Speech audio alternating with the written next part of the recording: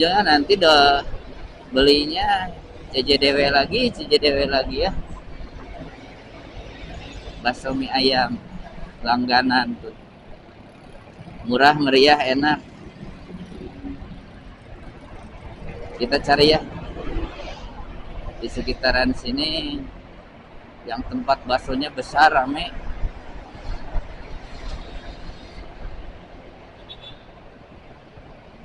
Indah Kargo. Oke, Rancekek ya, KHT Rancekek. Oke itu ya. Tadi bertema bersyukur.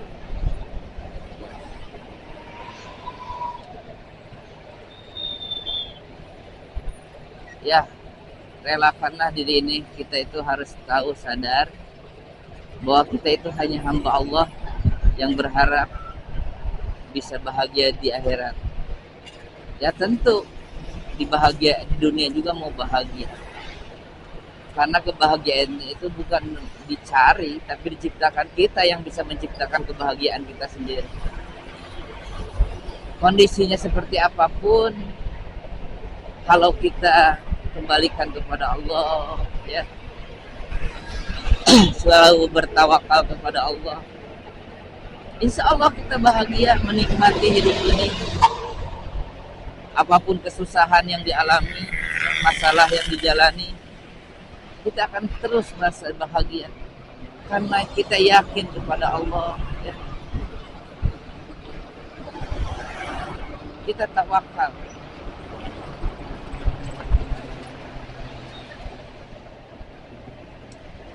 Oke. Jam 1.39 ya, sudah mau 1 jam. Tadi kita berangkat 55.54 ya. Jam 12.54 kalau nggak salah. 55 54 lah. Sudah mau sejam, 10 menit lagi, 15 menit lagi. Oke, di 15 menit terakhir saya sapa-sapa dulu untuk semuanya. Terima kasih yang mau mampir nontonin Cecep Trader. Mudah-mudahan Allah balas ya kebaikan kalian untuk support, dan mudah-mudahan juga bisa bermanfaat untuk kalian semua ya. Karena ya kadang saya itu sedikit sharing lah, berbagi. Nanti kalau ada yang ditanyakan atau ada yang ingin didiskusikan, bisa ditulis kolom komentar ya. Karena saya terbuka sekali untuk diskusi. Takut apa yang saya sampaikan itu salah juga. Ya. Insya Allah tawakal, tauhid, ya, kepada Allah itu keyakinan terhadap agama itu harus kuat, dan karena itu modal supaya kita tetap bisa bertahan, bisa menjalani kehidupan dunia ini dengan tenang, sakinah, ya. Tenang, tidak banyak khawatir, ya. Yang kalau kita khawatirkan itu adalah nanti di akhirat, karena belum terjamin. Meskipun kita sudah sholat, ya, sudah puasa, melaksanakan ibadah-ibadah yang lainnya, karena tidak ada jaminan kalau ibadah kita itu diterima, kalau tidak ikhlas, kalau tidak mengikuti apa yang Allah sarankan, anjurkan. Kalau mau diterima, kalau mau beribadah harus seperti itu, seperti ini, ya. Kalau kita tidak secara sempurna melaksanakan ibadah kita, bahkan di sholat pun, dalam surah Al-Maun Allah mengancam hambanya, fawailul lil musallin, celakalah orang-orang yang sholat. Kok bisa? Gitu ya. Katanya suruh sholat, tapi sekarang sudah sholat Allah ancam celaka untuk yang orang-orang yang sudah sholat. Yang sholatnya bagaimana dulu, ya? Alladzina hum an salatihim sahun, yang lalai dalam sholatnya, ya, yang sering melalaikan, tidak menjadikan prioritas sholatnya itu, yang tidak khusyuk dalam sholatnya, sering sholat kesiangan, tidak pada waktunya, tidak diiringi dengan sholat-sholat sunnahnya, bacaannya tidak sesuai apa yang disunahkan oleh Rasulullah. Ya. Makanya dalam ibadah itu, ya, dalam kaidah usul fikih, al ibadatu, ya, asalnya itu al aslu fil ibadah haram, hatta dalilu, sampai ada dalil, ya, ada yang memerintahkan. Jadi kalau ibadah itu nunggu perintah, ya. Ibadah itu nunggu perintah.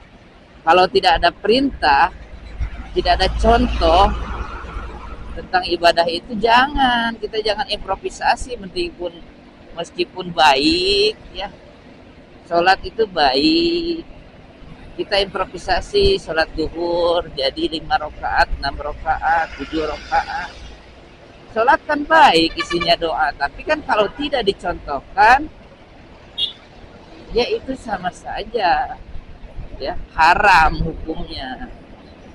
Gitu. Begitu, ya. Sekali lagi, sebenarnya kalau kita sudah yakin, ya, kepada Allah itu, ya, makanya nih ketika mau memeluk Islam, apa syarat pertama? Coba yakin kepada Allah, makanya suruh bersaksi, suruh berjanji, berbaiat, asyhadu alla ilaha illallah. Yang pertama itu harus meyakini dulu Tuhan kita itu Allah, yang harus disembah itu, yang diibadahi itu Allah. Illallah, tiada Tuhan selain Allah. Kita kenal Allahnya dulu, Tuhannya dulu. Makanya ketika Allah merintahkan ini, merintahkan itu, kita harus mau. Karena kita sudah berjanji meyakini Allah. Allah melarang ini itu, jangan kita sampai melakukannya kalau dilarang oleh Allah. Karena kita sudah berjanji meyakini Allah, bahwa Tuhan kita. Kemudian diikuti dengan wa asyhadu anna Muhammadar Rasulullah. Dan Nabi Muhammad, yakin Nabi Muhammad itu adalah utusan Allah. Makanya ketika Rasulullah, Nabi Muhammad mencontohkan begini, mengatakan begitu, kita harus melaksanakannya, mencontohnya, ya. Karena kita sudah berjanji, yakin, meyakini, ya, bersyahadat bahwa Nabi Muhammad adalah utusan Allah. Ketika kita sudah berjanji, meyakini, ya kita harus mengikuti. Begitu, ya. Makanya ketauhidan itu hal yang paling utama. Kita tidak akan bisa menjalankan ibadah-ibadah apapun kalau kita tidak yakin dulu, ya. Contoh aja gini, kita mau belanja online nih. Kalau kita tidak yakin, tidak percaya, bakal jadi beli nggak? Enggak kan? Apalagi lihat review-review, ya, dari orang lain, gitu. Karena kepercayaan itu yang paling utama, keyakinan, ya. Kalau kita sudah yakin, percaya, insya Allah pasti kita akan beli, gitu. Ya, itu kuncinya, ya. Nah, makanya modalnya juga ketika kita supaya tidak khawatir tentang nasib kita di dunia, nasib kita nanti ketika masih diberikan umur, ya. Kadang kan banyak orang yang merasa khawatir, ya, bagaimana nanti anak saya, ya, bagaimana istri saya kalau saya tinggalkan, kalau saya mati.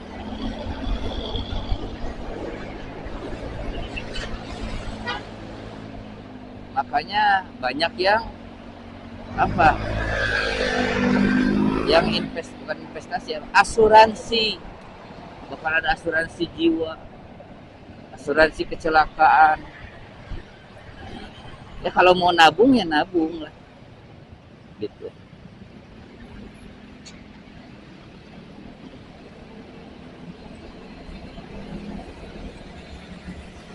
Jangan khawatir lah. Jadi cirinya kalau kamu benar-benar yakin, kita yakin, insya Allah tidak akan khawatir lagi sesuatu apapun, bagaimanapun nanti kita.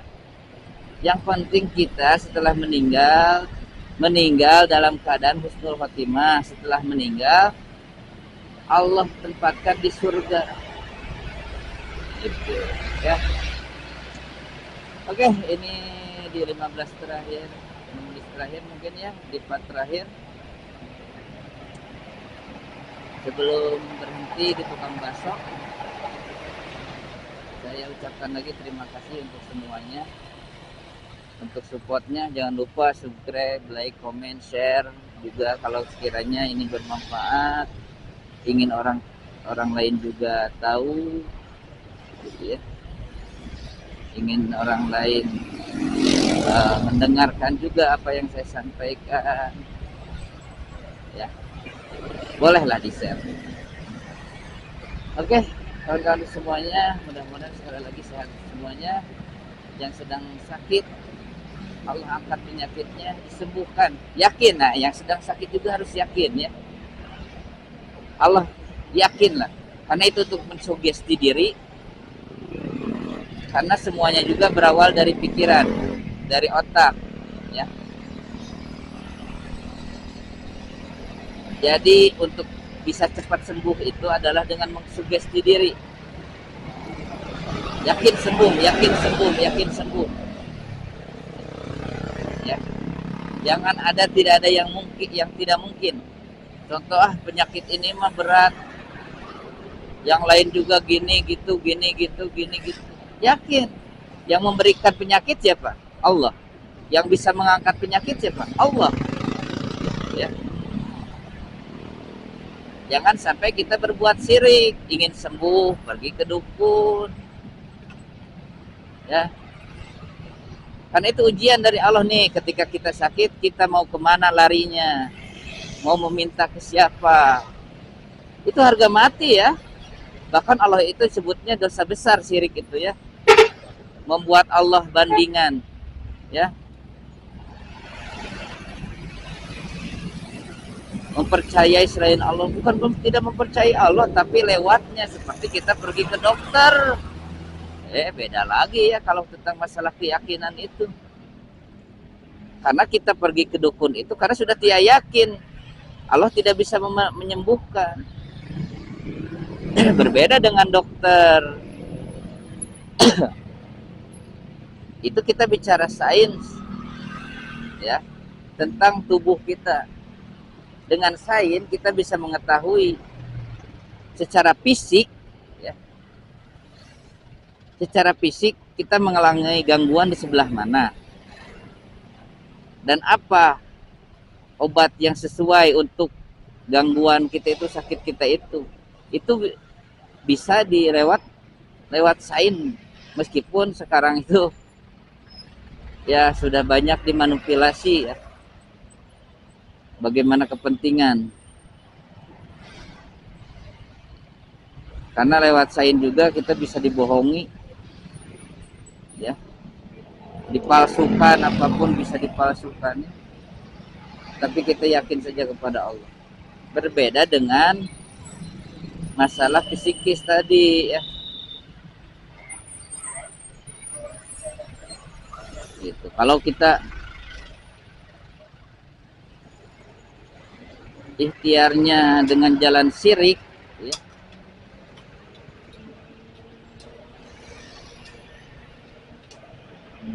hati-hati ya kalau syirik itu termasuk dosa besar, kemudian tidak Allah terima sholatnya. Ya. Kan sholat itu isinya doa, ya. Minta ampunan pada Allah ketika kita melaksanakan dosa pada siang hari, kemudian kita sholat pada sore hari, itu kita meminta ampunan atas dosa yang kita lakukan di siang hari supaya terhapus lagi dosanya. Nah, bayangkan ketika Allah memberikan ancaman, jaminan kalau kita syirik, ya, menduakan Allah, tidak akan diterima sholat kita selama 40 hari. Berarti selama 40 hari itu, meskipun kita sholat, meminta ampunan kepada Allah, bertobat, kita tidak akan diterima tobat itu. Dosa tetap tidak terhapus selama 40 hari itu. Bayangkan, sudah mah syirik itu termasuk dosa besar, ya. Kemudian